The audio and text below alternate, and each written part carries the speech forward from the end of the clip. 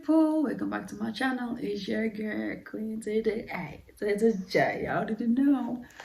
Ku nekk na ku nekk sa tur sa sant di leen ñaanal jàmm fan bu gudd ak wér gu yaram. If this is your first time, please, I'm begging you, please subscribe, share with your family and friends, comment, like, support a sister out. All right. Okay, so with that being said, let's get into today's topic. Okay, this needs to be addressed. All right. Anyway, so the topic for today is abusive husbands, and the reason why I actually chose to come here and talk about it is because it happened to someone that is very, very, very close to me. Like, we grew up together. You know what I mean? She's not a friend anymore. She's a sister to me. She's a sister because so the story, they've been dating for a long time, and she was like in love with this man. So finally they got married, it was this year, like towards the end of Ramadan. So I'm gonna say it's been like 3 to 4 months, I think, something like that. But anyway, so they got married, everything was fine, and then like a few weeks later this person changed totally, like from 10 to 100. So basically what happened is she called me one day, like we were talking like we normally do. So I was like, oh, how is your husband? And she was like, he's good or whatever. I'm like, how is your son? Because I'm not being a dumb lady. I'm like, no. She was like, okay, let me text you, let me send you something. So she sent me pictures, and I'm looking at these pictures. I'm like, wait, what is going on? Like, what is this? And she called me back and she explained to me like what's going on. She said like the husband was very abusive, like few weeks after their marriage, like every single day, almost every single day, this man would put his hands on her, like physically fighting, like he's fighting his own, like hair good, basically, like fighting. And the thing is, like, can you the ate go, especially a guy, if you come like in to split them, mutumal nan la sa janghala sa kisa farla lolu motax nga mu ñew di la defend, like stupid stuff, you know what I mean? So man, I'm like, okay, why didn't you say something? Why did you wait until now? And her response was, the modus wako. I was shy to come out and say it. I'm like, why would you be shy? Why would you be shy if something like this is going on? Like, why? Why don't you like? Okay, the first thing I say, I'm like, okay, did you call it like his family members and actually explain to them what's going on? She said, yes, I did. I'm like, okay, what did they do? And she said, well, they called and talked to him. He will like calm down for like 2-3 days. The following day, it's back again at it. So I'm like, okay, are you still with him? And then she said, yes. I'm like, okay. First of all, I said, if I was in your shoes, honestly, I would not even stay another day in that house. No, because my own father, my own father never laid his hands on me. Never, not even one time. My mom, of course, he moved my hands like almost every week. But my dad never. Never. So man, it's not gonna happen. It's not going to happen.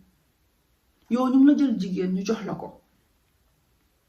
Nekko la jël rab jox la ko ne la no, it's a whole human being. ñu jox la ko pour nga toppatoo ko yore ko ni nga ko war a yore. And all you can do is add problems, bring problems, like beating her up, like calling her names, cursing her out, like everything. Like when I called, she called me one time. I was on the phone with her. and I can hear this guy cursing her out, telling her to leave. Like, I'm like, how do you do this? You are still there. I'm like, well, the thing is this. I'm like, okay, you're my friend, but I'm going to tell you the truth. Okay? Things like this, niñ ko waxee ci olof, lu feeñ si sëy bi, naka la, lu am si sëy bi fa yoon si ngoro or something like that. If this thing is happening now, that means it's been happening since you guys were dating. And she said, yes. I'm like, okay. So you're trying to tell me, man, you know, he been doing this when you guys were dating. You expect him to change when you guys get married? And she said she thought that, you know, the guy will actually. I'm like, no. You can never raise a grown man. He's already grown. That's not your responsibility. That's not your job. You are not his mother. You are not his mother. Loolu du sa responsibility. People, góor pour mu change dafay fekk moom mu bëgg a wecceeku.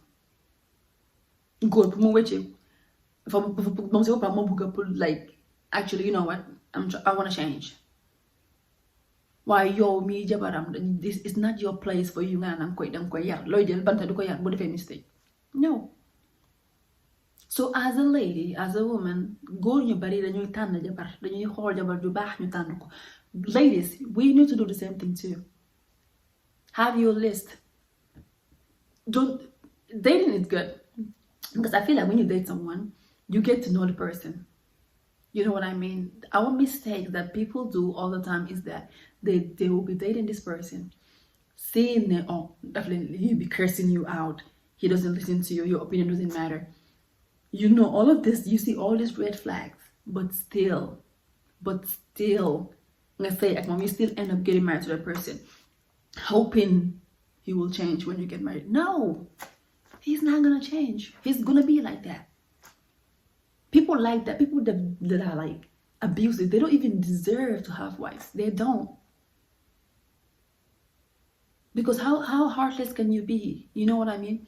But like when I saw the pictures, oh my God, I cried. I didn't even know. Like, someone went for it because I was like, wow. I just put myself in her shoes. I'm like, meet it beanie, when someone did like no, I can't. I'm like, but the other thing is this. Whenever a guy, you know, start telling you, leave, if you leave, I will have another wife. If people like that, the reason why they're doing this to you is because they know that you have nowhere to go. Because they know you don't have anywhere to go. That's why they're doing all this nonsense. And she was like, you're right. I don't have anywhere to go. That's why. Because the thing is, like, most like, especially in Gambia, lu takasay, or something like that. Something they be saying, you know, some of my lord, something like that. But then I'm like, what I told her was my advice, like my opinion, basically. What I told her is, I was like, if that was me, like I said, I would not stay in that house. The thing is, you have a job, you're working for yourself, which is very important. When you get married, if your husband tells you to stay home, make sure he starts a business or something for you. Do not just be staying home, just producing, having kids. Like if football club, because you know what? Why? A lot of these guys out here, men, you know, they will ask you to stay home and just have kids, take care of the family. You start having 1, 2, 3. Us females, our body is gonna change once you have kids. It's gonna change. So if you are someone that's just staying home, you have no income coming, you have 4 kids, you know what he's gonna end up doing? You go out there and get married to someone younger than you and bring her to the house. And every single day you will be mad. Every day you'll be upset. Every day you would wanna know to do. Don't you stay home for nobody. Be independent. Do things for yourself. Most time dama bëgg jigéen boo xam ne dafa am fulla ak fayda. Man dama bëgg jigéen boo xam ne dafa bëggal boppam lu baax. Gis nga bala ngay sëy ak nit ki, make sure ne am na liggéey. money is not everything, but money is important. Money is very, very important. Because xale yu góor yi may gis nii léegi Gambia, not all of them, but some of these guys, they I don't know, they're just useless. They just stay home, they don't want to do anything. And then dañ bugg a takka jabar. Léegi buñ takkee jabar duñ am luñ ko dundalee. Indil family problem. Yow yaa ngi yaakaar si nit ñi every single day. Patati. Like, don't stay home for nobody, okay? Get you a job. If he wants you to stay home, na la utal business bi ngay door. Point blank, period. Bu ko defee boo amee xaalis buy ñëw mu door di la indi naka su noonu wala di la bëgg a dóor nga pack sa bagage nanka dem si yoon. One other thing I'm gonna say about this, sometimes they be like, toggal nga muñ be kañ. See, all these people that are telling you toggal ko muñ ndax ñoom dinañ toog muñ. Dangay toog muñal koo xam ne jar na ko ñu waxante dëgg. For me, I will not stay home trying to work it out with someone that's abusive. Heck to the no, I'm not gonna do that. If he's someone that's caring, that loves me to death, will do anything for me, right? And let's say he is not making enough money, and we're gonna work it together. That kind of person, I will stay. I'm not going nowhere. We're gonna work it out, figure it out. But someone that's abusive, cursing me out, calling me names, asking me to leave, you think I'm gonna waste my time there? No, I'm not gonna waste my time. I don't care what anybody is gonna say. People are gonna be like, you have to stay, say young, but we all know marriage is not easy. We all know that. But it's not supposed to be salty. It's not supposed to be salty. A lot of people in Gambia, royalty, but most of these people, they don't even know what the heck they're doing when they get married. Some people don't even deserve to get married at all. Ladies, be independent. Don't let anybody dictate your life. No, do not. Make sure you have your own grain, own money. So when things are accident, you live. Point blank, period. Bulaken sonal. Kis nga nini sa bunde kontel nya nan am nga ki am na say yon na ki. Say yon na kile. You married 5 times, 4 times. 5 times, 6 times. It don't matter. All that matters is your happiness. If you are happy, you stay. If you're not happy, you leave. Somebody else comes. If the person is doing the same thing, you leave them. Don't care about these people counting how many husbands you have. It don't matter. It's not their happiness. It's yours. That's all that matters. Your happiness.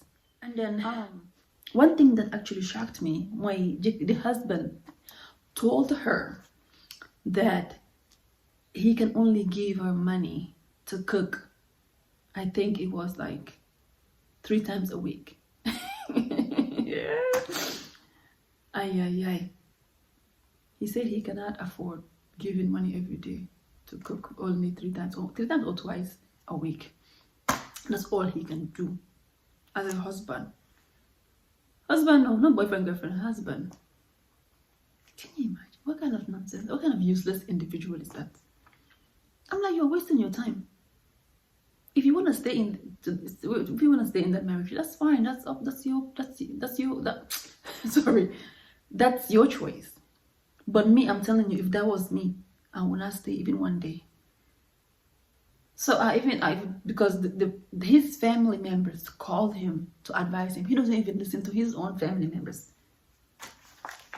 So he doesn't respect them. How do you expect him to respect you as wife? It's not gonna happen. It's not. Bula ken tardel, bula ben go tardel, nothing. Bula ken go take the better place. Don't allow it. Some of these guys is just a waste of time. Do not rush to get married just because you see people getting married. No. Marriage is a lifetime. This is someone that you're gonna be spending your whole life with. Can you imagine waking up to someone that you do not love or abusive every single day, every day? All that I can. That's female is torturing to myself. You see, I'm not ki jabaram dafa am high blood pressure. Amu ko wonde bum sey la ko do ram. Because jëkkër ji mo koy jox high blood pressure. This is something I'm telling it's happening because I know someone that's going through it. This is a whole different person from the one I'm talking about right now. Góor moo leen ko teg seen jëkkër yi ñoo leen ko teg problem every single day, every problem. am na ñoo xam ne sax seen jëkkër dañuy go months without talking to them, duñu wax ak ñoom in the same house. I live with you, you are mad at me, okay, maybe one day, even one day for me is too much. Man dama ñàkk a jom, I will ask you to forgive me, point blank period, we move on. But 1 week, 2 weeks, a month, 2 months, what's the point? So when you're not doing kilifa, that's not kilifa. It's not kilifa at all. Yo jëkkër noo war a def yow sax soo ñu wàcce sa pour ñëw si kër sa xale dañ war a kontaan pour gis na yaa ngi ñëw, waaye nga nekk paa yoo xam ne boo ñëwee xale yi sax dañuy ragal ku nekk lu gën a néegam nga ñëw toog fas sa kanam nga ne yow da nga def loolu kilifa la si yow noonu daal ñoom mu toog tongo yi fi jigéen na sax yi fi ñàkk fayda yooyu mooy lan ana jëkkër tongo yow boo génnee ci mbedd bi you make it people happy, but then when you come back in the house it's like you are a whole totally different person. I don't get it. Gambians, you guys need to change your ways about it, because dafa nekk loo xam ne dafa ma miti torop wax dëgg fa neex yàlla. And I told her, look, if sa family bu ñëwutee, do it for yourself. You are working, you have money coming in, alhamdulillah. Go find yourself a place, okay? Don't let dangay xëy ñu ne sa niiw la ñu yóbbu sa family bi niiw la ñu yóbbu su boobaa ñu ne ndey kon mu doon go through all this suñu yëgoon fekk suñu yëgoon passé na. bu la kenn rey jamono ji, don't let nobody kill you in this. Never. Because am na jigéen ñu bari ñoo xam ne ñu ci tali bi di dox di smile, you think they're okay. They're not okay. They're not okay. At home they are suffering. Because of what? Man, some of these you guys are just heartless, pure heartless, because I don't know what else to call it if not heartless. What? You know, the peut-être doomam bi mu fa dikkoon. Can you imagine dafay jël doom bi non buy dóor jabar ji doom bi nekk fa moo boole ko ci dóor bi. And I told her, I said, look, that's your son. If he grows up in that environment with him, he is gonna think it's okay for him to put his hand on his wife, because nobody kids that's how they, if you we maggot that kind of environment, if I think it's okay. So probably the husband grew up in that environment. That's why he thinks that's a way to solve a problem, but that's not the way to solve a problem. If you have a problem, sit down and talk about it. Some guys don't even want to listen to what you have to say. But we're here, make it for security. You love you bad. I feel I'm bad. Bullcrap.com. No. You have to listen to what I have to say. We can disagree it's fine. You know what I mean? But listen to my opinion. But most of these guys don't want to do that. But we're here, kill for this doesn't have time. Nonsense. You're funny, young the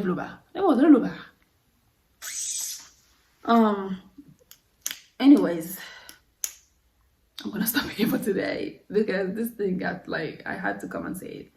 But she's good now, actually. My friend, she's good. She's in a good space now. They're not together anymore. Can you imagine that stupid idiot? It's coming back, calling her, talking about, I'm sorry, apologize. I said, if you wanna go, you can go back. Go. Don't call me back and be complaining. No, because I'm not gonna listen. I'm not. You know what I mean? Don't expect any changes unless you actually see changes with your own eyes. For a year, maybe 1 year, you see he's doing the same thing correct. But if it's not, please, my friend, just keep going. Don't waste your time. It's not a lot of fishes in the sea, honey. Don't waste your time. Don't let one man destroy your life. Don't let it happen. Life is too short. You have to be happy. Make yourself happy first. Okay? And be independent. Be your own boss. I like my money. No, man how to been good for anything. Honestly. Because most of these guys, they will ask you to don't do anything. I got this. But then 2-3 years, and they will leave you and go marry somebody else.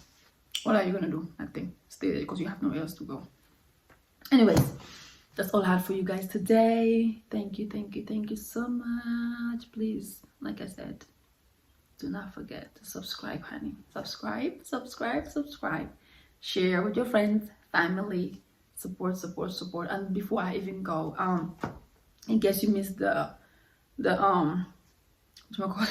video I uploaded before, you can go watch it now. I was talking about I just started a business, so I'll be coming out again, you know, talk more about it, about my products. So if you have not checked out the website yet and you live in the US, please do so now. It's www.tarr.world, WORLD. All right, until I see you again, bye people. I love you guys. Bye.